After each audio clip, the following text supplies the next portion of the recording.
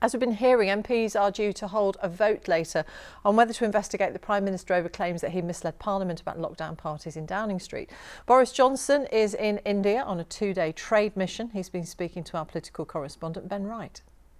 We had a couple of hours on this earlier in the week, on Tuesday. I've been very clear that there's not a lot I can say about this until the investigation has concluded.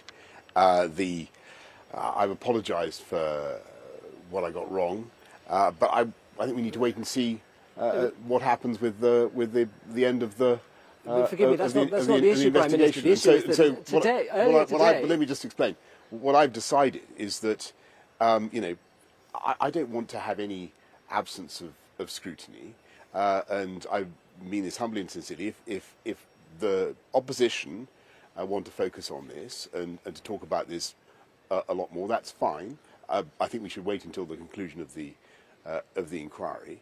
But I want to focus on the stuff that I think really matters to the future of the country, and that's why I'm here in India, and that's why we're attracting huge numbers of jobs and investment. We're talking about a vote in the UK. House of Commons that could have begun an inquiry into whether you misled the Houses of Parliament, the House of Commons. It's a hugely serious issue. And earlier today, a few hours ago, you were telling your Conservative MPs that they had to vote to delay that until after the Met investigation and after Sue Gray has reported. You have done a huge U-turn now because you completely misjudged, it seems, once again, the mood of your own party. No, what I don't think is sensible is to have endless analysis and investigation now before the Met have concluded their report. That was always the text of the Labour plan. That was always the text of the Labour plan. What I don't want to do is in any way impede the House of Commons from any further scrutiny. And look, my view is if the opposition really want to focus on this, that's all they want to talk about, that's fine.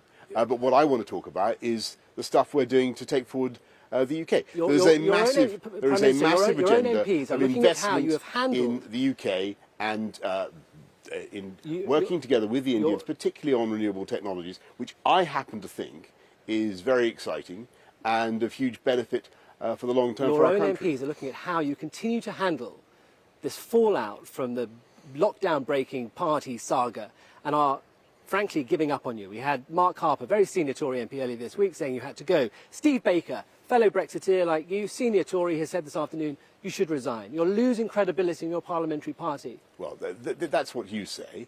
It's what he says. And my point, that's what you just say. My point is that I think we had 2 hours on this on, I think it was Tuesday. We had quite a lot on Wednesday. I don't think there's much more I can say on it.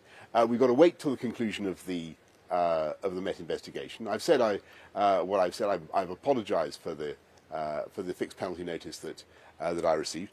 But what I've said to you, if the opposition want to focus on this issue in the way that they are, then as far as I'm concerned, that is fine. And let them do that. What I want to do is get on and talk about trade, about investment, about a security partnership with India, and everything that we're doing to take the country forward. We are talking about the most serious issues, whether a Prime Minister has lied to the House of Commons.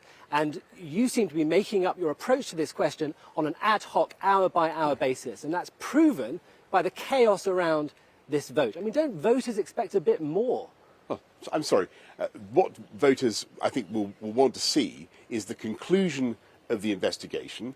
And then I think the House of Commons can decide what to do. I will then come back, as I've said, and explain what happened, give a fuller account than I've been able to do so far.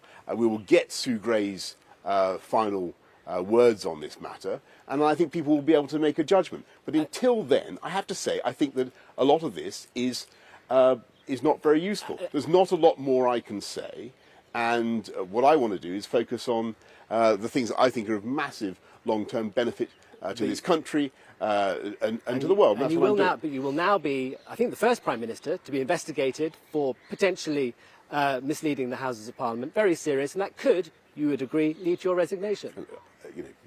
Let's wait and see the outcome of the investigation. That's all I'm trying to say. I don't think it's that much to ask. I've been saying it very consistently for for a long time. The thing needs to conclude. We need to hear what Sue Gray has to say. And, if the opposition really want to focus solely and exclusively on this issue, that's fine. That's their prerogative. I want to focus on stuff that matters, I think, greatly to the future of this country, such as investing in low-carbon technologies that will help to bring down people's energy bills in the short term. Tomorrow, we're going to be doing a memorandum of understanding with India about wind technology and about investment in offshore wind. I had a fantastic conversation earlier today with a massive potential investor in this country, in the UK, who wants to see what he can do with offshore wind. Energy prices, cost of living, all will be in the mix when voters go to the polls, the local elections, just 2 weeks' time. But when it comes to this question around your own conduct, your probity, parties, they hear a Prime Minister still struggling to tell it straight. Nonsense. I came to. I don't wish to disagree with you, but I came to the House of Commons on Tuesday. I gave a long account. I was again questioned on Wednesday. There is ample opportunity for further discussion of this, but I think it would be sensible to wait until after the conclusion of the Met investigation. That's what we're going to do. And frankly, if the opposition parties want to go on and on about this, they can. That's fine.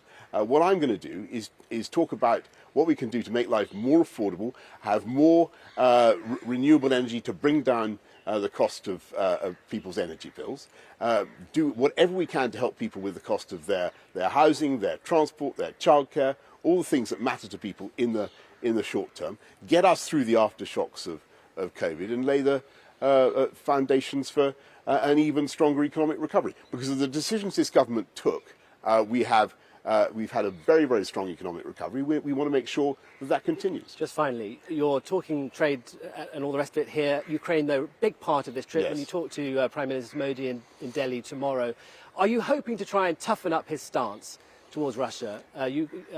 India remaining neutral, of course, not explicitly condemning Russian aggression.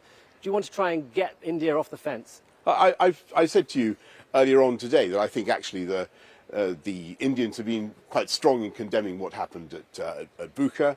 I think that they have a different relationship with Russia from the one that the UK has had over the last couple of decades. We're not in the same place. That's clear. But there's a huge amount that we can work on together. We share a common perspective about autocracies, about the lack of democracy in many parts of Asia, and we want to work together on a security and defence partnership. And there is a big agenda of work that we'll be talking about tomorrow. The Prime Minister in India speaking to Ben Wright.